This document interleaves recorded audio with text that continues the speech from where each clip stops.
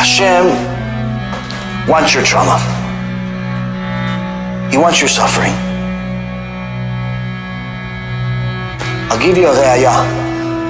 I'll give you a proof that not only is Hashem giving you the suffering, giving you the Holocaust, giving you cancer, giving not you, but the people of the past that died already, giving people diseases, giving people trouble, giving people anxiety, giving people money problems, giving people child problems, giving people all of the disasters throughout all of history. He did it and He wants it.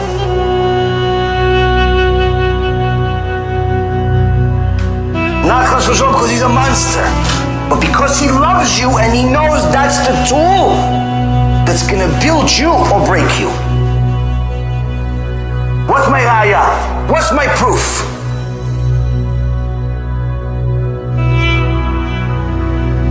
Adam Rishon. What do you know about it?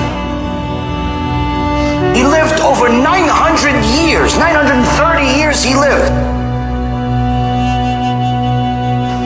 Did it mention that the Malachim were doing a barbecue for him? No, that's the Gemara.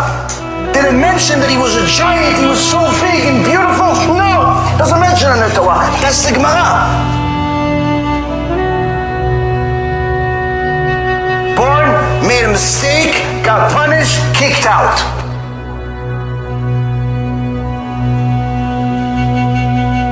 Noah, 600 years we waited to meet him. 600 years he lived before we met him. We heard about it, he was born. Fast forward 600 years, and then there's the flood. What happened for 600 years? You must have done something.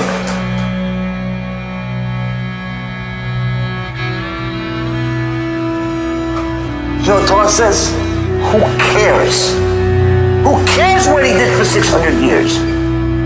The only thing that's mentioned about Noah, trauma. Noah, I'm going to destroy the entire world. You got a year. You got a year.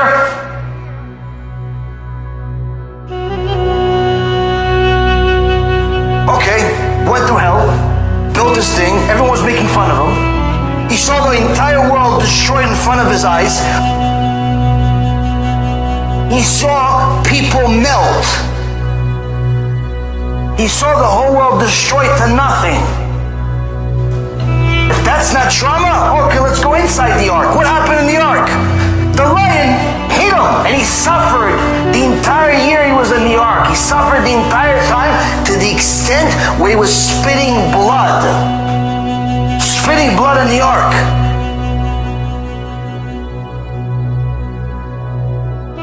Avraham Avinu, 10 generations later, what do you know about Avraham Avinu? What do you know about Avraham Avinu? Avraham, believe everything that you know. Where am I going? Don't worry about it. Arrives, starvation. Famine. No food, no drink, no nothing. You have pretty much your clock to live is running out. Fast forward. Fast forward. By the way, you waited 100 years. Okay, let me send you some guests. Let me send you some guests that right after you chop off a piece of your body, unlike anybody else before you. I'm going to send you guests on that day. While he was dealing with pain and agony, that's what's worth a lot to HaKadosh Baruch Hu. Because that shows that you love him. If you get close to him through your trauma, through your difficulty, that means it's authentic, it's legit, it's 100%. But if you're only going to say Baruch Hashem when you win the lotto, who needs you? Fast forward, what do you know about Yitzhak Avinu? What do we hear about him? One, he almost got killed. 37 years old, his father is about to butcher him. Why? For the sake of Hashem, mitzvah. Second thing is, his two sons are having a battle, one wants to kill the other.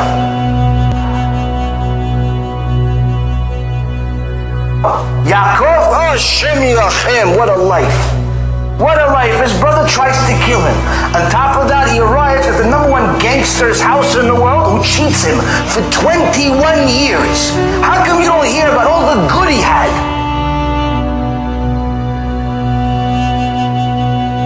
Stayed for longer, got cheated more, then finally left. Then, okay, so I finally left this Gehinnom called Lavan. Okay, I left. What happens? Oh, by the way, Yaakov, Esav's coming with millions of soldiers to kill you.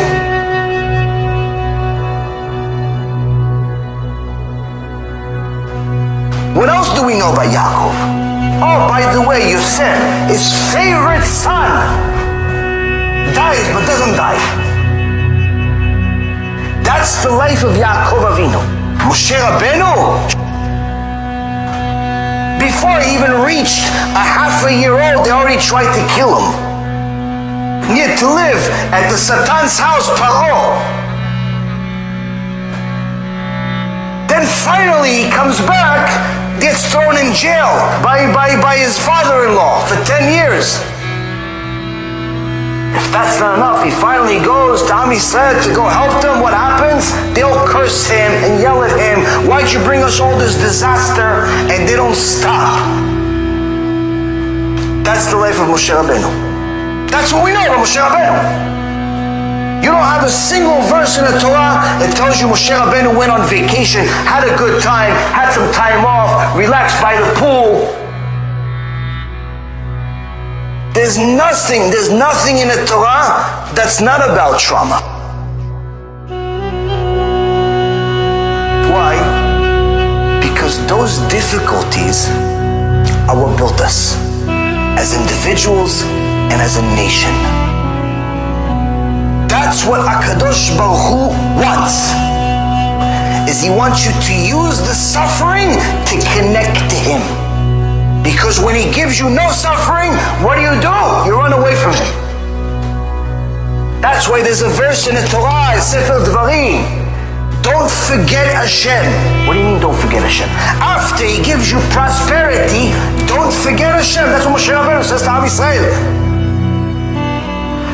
To say that people that suffer or suffered do not get punished if they do not connect to Hashem and start following the Torah is simply contradicting the entire Torah from Aleph ad Taf. Because as you can see, the entire Torah is one big suffering, full of beauty and a unique and extraordinary and beautiful way to connect to our Father in heaven that loves us more than we love ourselves. And that's why he's forced to hit us, because he doesn't want to lose us. The suffering is for our benefit. The suffering is because he loves us. He gives us suffering because he doesn't want to lose us. Because if he doesn't give us suffering, we will forget him, and then unfortunately he's forced to punish us permanently. So that's why he's forced to give us suffering. So we call out to Hashem, Shema Yisrael, Adonai Eloheinu, Adonai Echad. Because we have nothing else. The money can't help us, the friends can't help us, the spouse can't help us, the kids can't help us, the rabbi can't help us, nobody can help us other than HaKadosh Baruch Hu. So HaKadosh Baruch Hu is forced, because he loves us, to give us suffering, because he doesn't want to lose us. But if we still don't listen, and with such reshaim, until the gate of Gehinnom, we still don't do Teshuva, what do you want him to do? Change the Torah for you?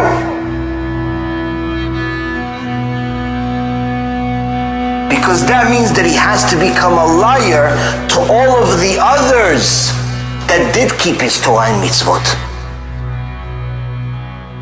And he's not going to do that, because his signature is emet. His signature is emet. He cannot lie even if he wants to. He cannot change even if he wants to. He's so glorious and so magnificent and so unlimited that he's limited himself to not be able to change. But Baruch Hashem that you learned the truth today. Baruch Hashem that we learned the truth together today. Because now you'll know how to treat suffering from this point on. If it's suffering, it's difficult for me, that means Hashem wants my attention. That means Hashem wants to connect to me even deeper. HaKadosh Baruch Hu loves us, but he also has rules. And he gave us those rules in a love letter called the Torah. That Torah is full of suffering, but also it tells you, if you overcome the suffering and you listen to the instructions and use that suffering to connect to me, you will be like one of the people that I wrote inside the Torah. You'll be like Adam Rishon. You'll be like Noach. You'll be like Avraham, Yitzchak, Yaakov, Moshe, Aaron, David, Shlomo, all the righteous people. Why? They suffered, they're in Gan Eden. Because they connected to me through the suffering. You do the same, you'll be in Gan Eden too. Be'ezrat Hashem, this realigns our minds to the straight path, to the path of Emet, and gets us on the path to get to Gan Eden.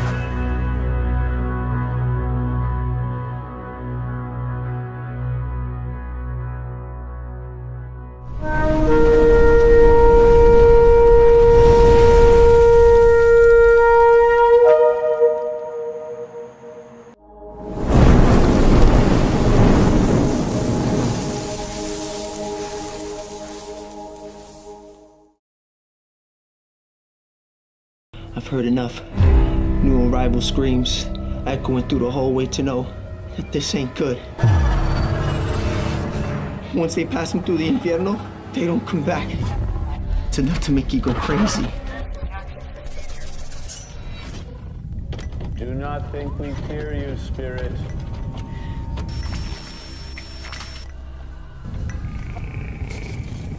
We know your power is born of evil.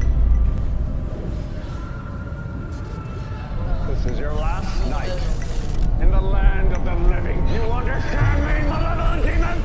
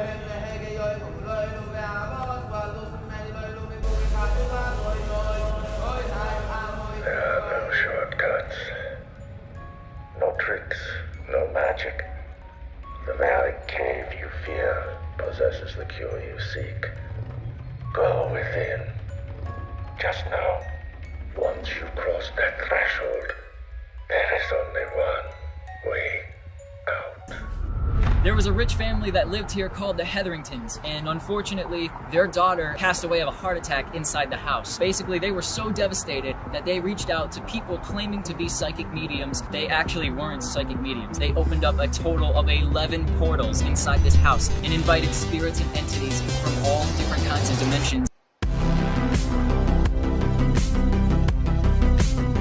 Well, I think there are certain pieces of evidence that there is an afterlife. Resurrection of the dead is affirmed pretty clearly in the Talmud and the Midrash. To be honest with you, to give this lecture is a nightmare. If it was up to me, I wouldn't. There's going to be some graphic details. This place is a maze.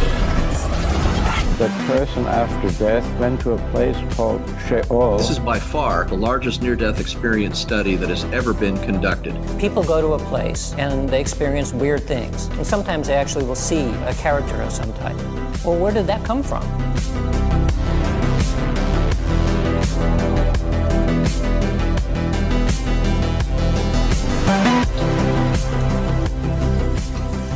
I don't know why that one chain is swinging back there.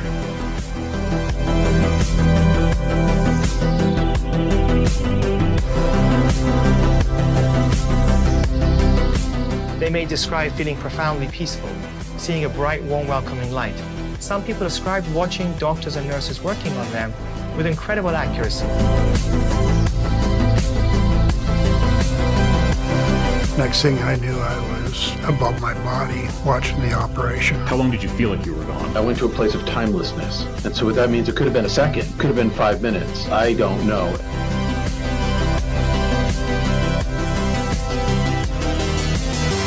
Can you imagine waking up from your sleep and not being able to move? As I'm lying there, I realized that there's an evil presence next to me. Do you believe that angels, demons exist? Holy dude, get out of here! Oh my god, dude! Strange things keep happening. Bizarre nightmares, as if I'm on fire. Whoa, what the hell is this? Man, I've got bad chest pain. Satan's Hollow is what it's called, the portal to hell. Some people calling it an eye of fire, while others said it looked like the portal to hell opening up. And the next thing I know, I was outside of my body, looking at my body.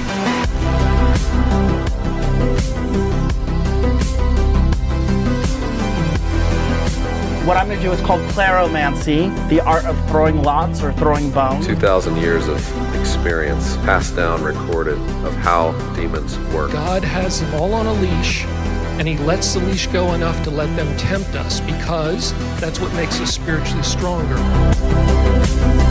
I'm trying to be as graphic as possible so you understand what we're talking about. It's your ticket to reality. It's your ticket to freedom. It's your ticket to immortality. Is there an afterlife? Is there a This God? is the type of information that can keep you away from the Yetzirah. What happens to us after we die?